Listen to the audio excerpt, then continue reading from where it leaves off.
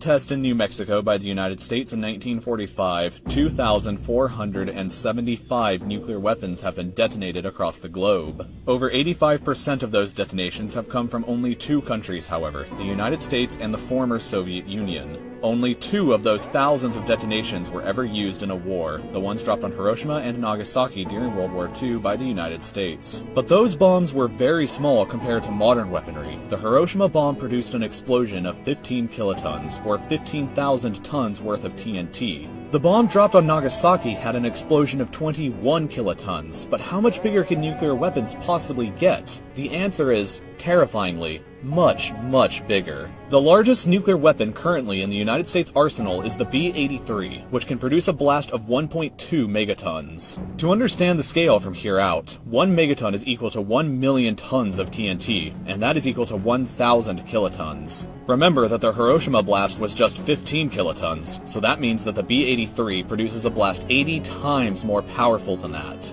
What I've been showing on this scale is only the size of the mushroom cloud that the bombs produced, so to further add to this scale, we're going to place the size of Mount Everest here and the average altitude of a commercial airliner that you would normally fly on here.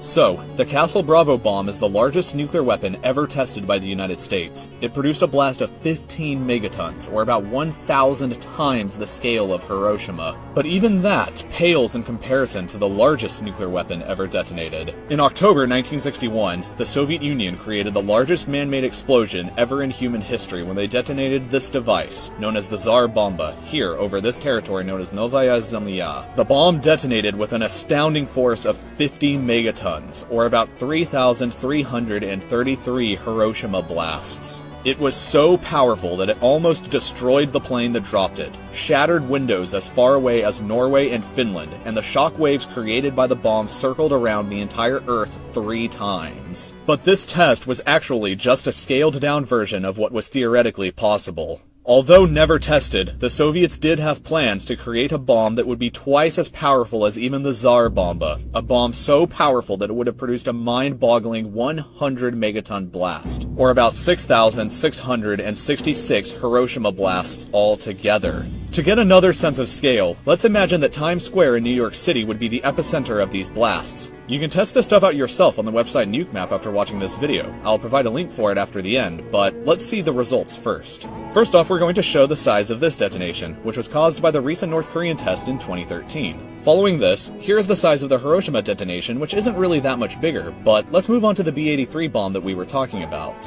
As you can see, it would affect a much larger area than the Hiroshima bomb. But moving on past that to the Castle Bravo test, we can see how it truly dwarfs everything before it. But even that blast is incredibly tiny when we move on towards the Tsar Bomba as seen here. And then finally for our scale, we move on to how large the blast from the theoretical 100 megaton version of the Tsar Bomba would be. The blast would be so powerful, this is what the blast radius would look like if you were observing it from the International Space Station. So the question then becomes, should any of this really worry you? How many nuclear weapons exist today anyway? Well, in total, there are estimated to be around 15,600 nuclear weapons in the world currently, enough to destroy the entire planet dozens of times over. But only 9 countries control that stockpile, and 92% of those weapons are controlled by only the United States and Russia. The other 8% of the global nuclear arsenal is controlled in descending order of numbers by France, China, the United Kingdom, Pakistan, India,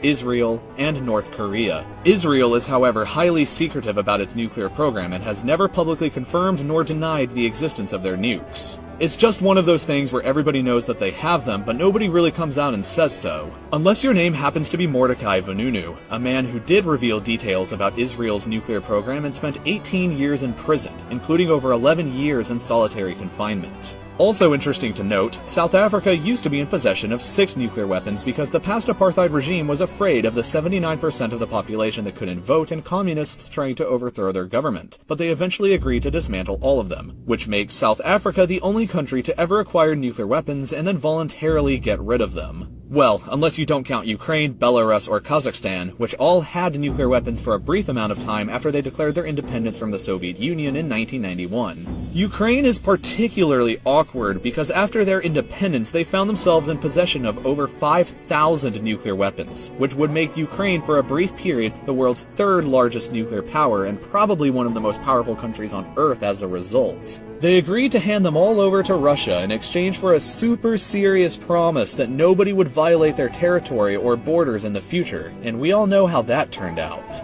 As a result of that happening, it's doubtful that other countries would be thrilled to ever give up their nuclear weapons